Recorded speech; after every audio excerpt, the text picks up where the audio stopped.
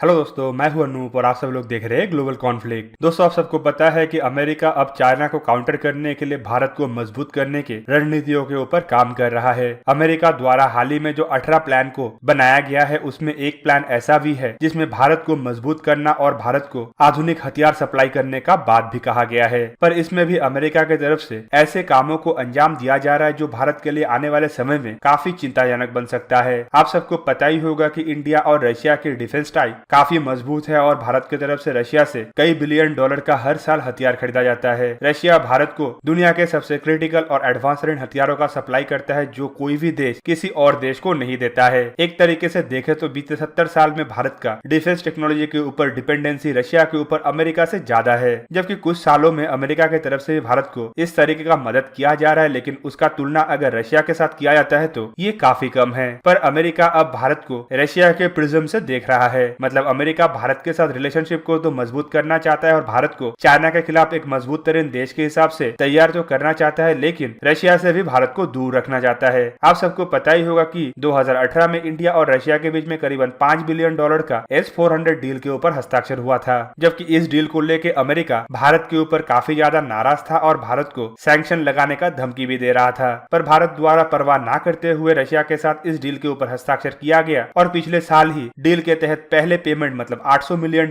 का पेमेंट भी कर दिया गया है। और जब दोनों देश S-400 सिस्टमों के डिलीवरी को लेके बातचीत कर रहा है तो तब फिर से एक बार अमेरिका के तरफ से S-400 के डील को लेके विवाद पैदा किया जा रहा है और भारत के ऊपर सैंक्शन लगाने के बात को भी उठाया जा रहा है। वैसे अगर देखें तो ये भारत के लिए चिंता का विषय नहीं है, पर फिर भी जिस समय भारत चाइना का मुकाबला कर रहा है और अमेरिका भी चाइना का मुकाबला कर रहा है, तो ये सैंक्शन का बाद भारत और अमेरिका के बीच में दूरी पैदा कर सकता है, जो एक तरीके से इन दोनों देशों के पक्ष में तो नहीं है, लेकिन चाइना को इससे काफी ज्यादा मदद मिलेगा। दोस्तों, आपके जानकारी के लिए बता दूं कि रशिया के ऊपर अमेरिका के तरफ से जो प्रतिबंध लगाया गया है उसे काटसा का नाम दिया गया है, मतलब countering America's adversary through sanction act नामक एक एक्ट है, जिसमें अमेरिका अपने प्रतिद्वंदियों के ऊपर सैंक्शन लगा के उसे काउंटर करता है। इस एक्ट के तहत कोई भी देश अगर रशिया से $15 मिलियन से अधिक का डिफेंस इक्विपमेंटों का परचेस करता है तो उसके ऊपर भी ये सैंक्शन लग सकता है। पर भारत द्वारा तो कम से कम $5 मिलियन के S-400 डील के ऊपर ही हस्ताक्षर किया गया है, जबकि इसके अलावा और कुछ डीलों को देखें तो ये करीबन 15 बिलियन का होता है। पर इन डीलों में से सबसे ज्यादा सेंसिटिविटी अमेरिका का S-400 को लेके ही है, क्योंकि इसे अमेरिका के 5th generation fighter aircraft F-35 और F-22 के किलर के नाम से भी जाना जाता है। और दोस्तों, रिसेंटली एलिस वेल्स की तरफ से बताया गया है कि भारत और अमेरिका के बीच में हथियारों के डील को लेके एक बहुत बड़ा बैठक हो सकता है, जहाँ पे प्रमुखता तो भारत को नया नया टेक्नोलॉजी सप्लाई करने के ऊपर रखा गया है, लेकिन अमेरिका द्वारा S-400 को लेके भारत के साथ किसी तरीके का कॉम्प्रोमाइज नहीं किया गया है। उनका यह भी कहना था कि भारत को अब सिलेक्ट करना होगा कि अमेरिका से भारत को कौन कौन सा टेक्नोलॉजी चाहिए और किस किस तरीके का हथियार भारत खरीद सकता है। जबकि उन्होंने ये भी बताया कि कुछ महीने पहले ही अमेरिका के तरफ से करीबन $20 बिलियन के डील को लेके एक लिस्ट बनाया गया था जो भारत अमेरिका से खरीद सकता है। इनमें फाइटर एयरक्राफ्टों से लेके एयर डिफेंस सिस्टम और अन्य तरीके का हथियार भी शामिल है, जो इंडिया के खुद के हथियारों के मैन्युफैक्चरिंग को भी मजबूत करेगा।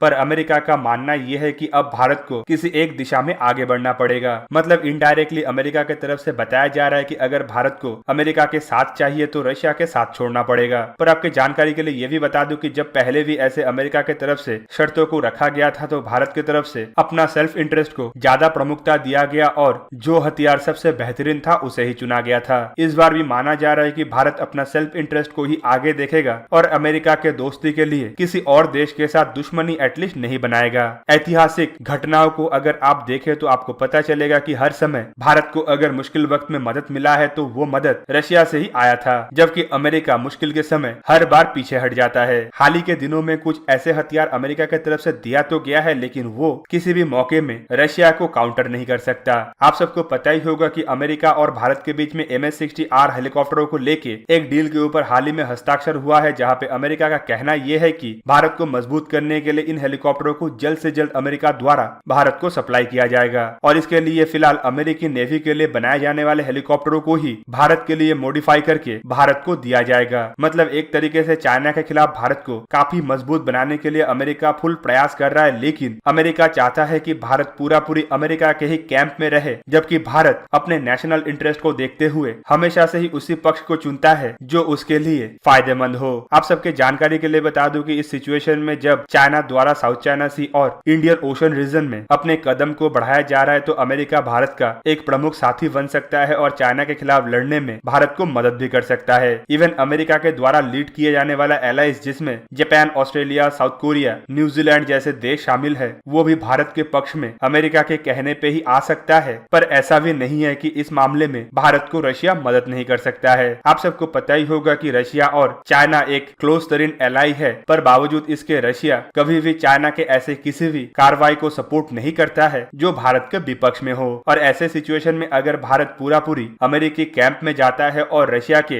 विरोधिता करता है तो ये भी हो सकता है कि आने वाले समय में रशिया भारत के खिलाफ चाइना को सपोर्ट करना शुरू कर दे। तो दोस्तों मेरा मानना ये है कि भारत अगर अमेरिका के साथ दोस्ती रख रहा है तो उस दोस्ती के लिए एटलीस्ट रशिया के साथ दुश्मनी नहीं करना चाहिए। मतलब रशिया और अमेरिका के दोस्ती के मामले को एक साथ मिक्सअप करना नहीं चाहिए और अमेरिका के बात सुनते हुए रशिया के खिलाफ वर्जी नहीं करना चाहिए। तो दोस्तों आप लोगों को क्या लगता है कि अमेरिका की तरफ से किस तरीके से भारत को एक तरीके से प्रेशराइज किया जा रहा है और भारत को इस प्रेशर से अपने आप को निकालने के लिए किस तरीके का कदम उठाना चाहिए, कमेंट करके जरूर बताइए। साथ ही साथ ऐसे ही वीडियो को देखने के लिए मुझे इंस्टाग्राम, ट्विटर और फेसबुक में सपोर्ट कीजिए। और अगर आप लोगों को ये वीडियो अच्छा लगा तो लाइक कीजिए, अपने दोस्तों के साथ शेयर कीजिए और मेरे चैनल को सब्सक्राइब करना मत भूलिएगा और सब्सक्रिप्शन बटन के साइड में बना हुआ बेल आइकन को प्रेस कर दीजिए और मेरा वीडियो देखिए सबसे पहले। जय हिंद।